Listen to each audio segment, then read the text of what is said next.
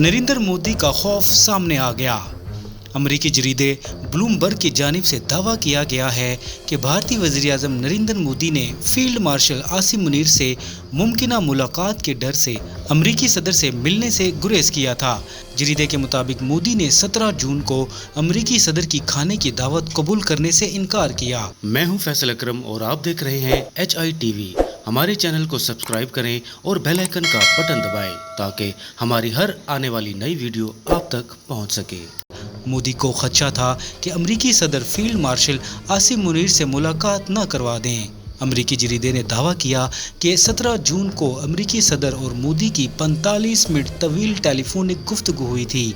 ये गुफ्तगू ही अमेरिका और भारत के ताल्लुकात के दरमियान टर्निंग पॉइंट बनी।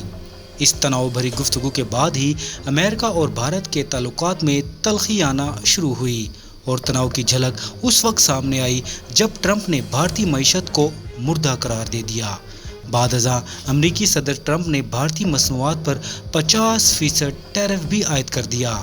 दूसरी जानिब अमरीकी जरीदे ब्लूमबर्ग का कहना है कि पाकिस्तान अमरीकी सदर ट्रंप का पसंदीदा मुल्क बना हुआ है, जबकि भारत को दबाव का सामना है। ब्लूमबर्ग के मुताबिक पाकिस्तान ने ट्रंप के सामने अपने पत्ते बेहतरीन तरीके से इस्तेमाल किए। पाकिस्तान उन चंद मुल्कों में शामिल है जिनका अमेरिका से तिजारती मुआहदा तय पाया है। अमरीकी जरीदे का कहना है कि ट्रंप इंतज़ामिया और पाकिस्तान के दरमियान राब्तों का आगाज़ पाक भारत जंग के दौरान हुआ। पाकिस्तान ने ट्रंप के जंग बंदी ऐलान का खैर मकदम किया, ताहम भारत ने जंग बंदी कराने की तरदीद की थी। ब्लूमबर्ग का कहना है कि पाकिस्तान के पास ऐसे असासे मौजूद हैं जो अमरीकी मुफादात के लिए मुफीद हो सकते हैं।